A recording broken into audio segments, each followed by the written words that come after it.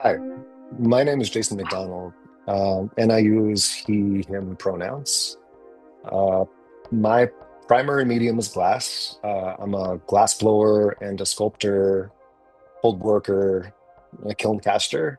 I also work in wood, metal, and digital design. Um, Nothing's off limits if it helps me communicate an idea.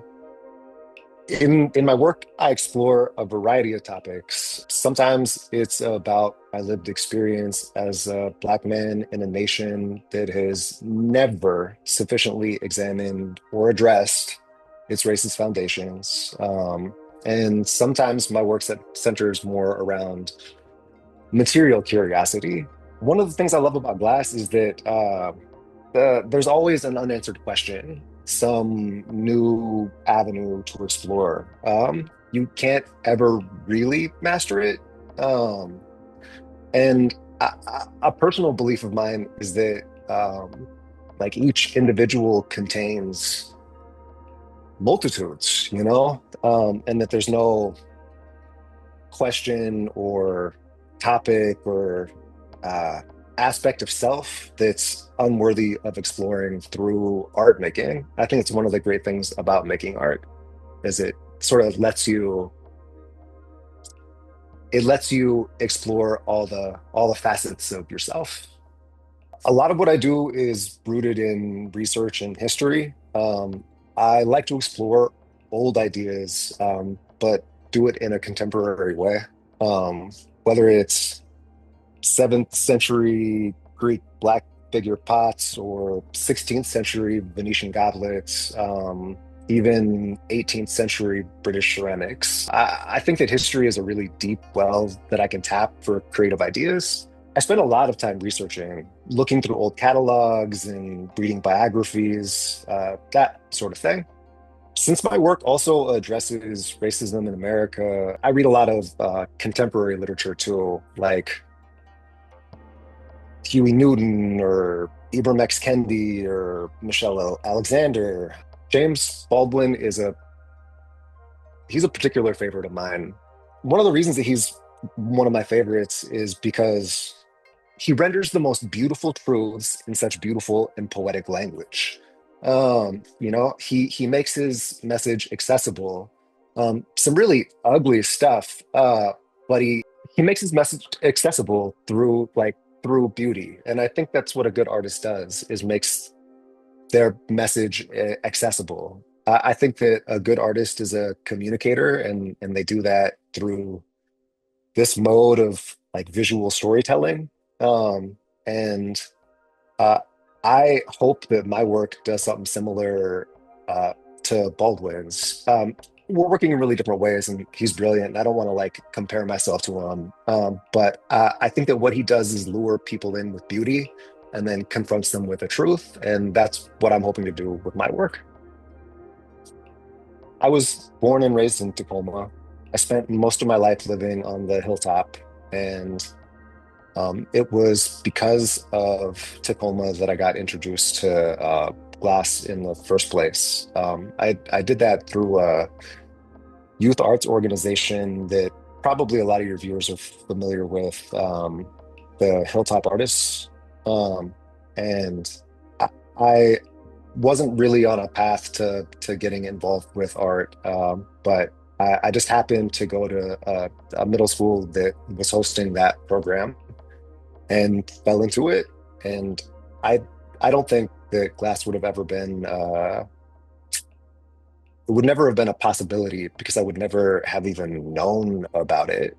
I think because of time and place, I fell into a thing that I just happened to be really passionate about. And that's one of the reasons I think that youth arts programming is so important, because it exposes kids to new ways of thinking and being, things that just could not have been an option otherwise.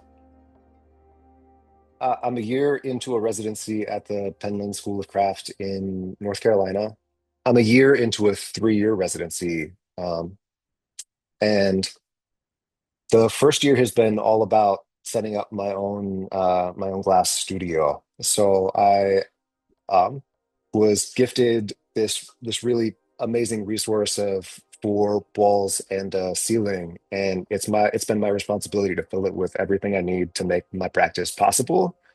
Um, so I've never been responsible for all the pieces of a shop before, and it's been a real education figuring out things like electrical and plumbing, and it's been really fun, like building it up from the ground, so to speak.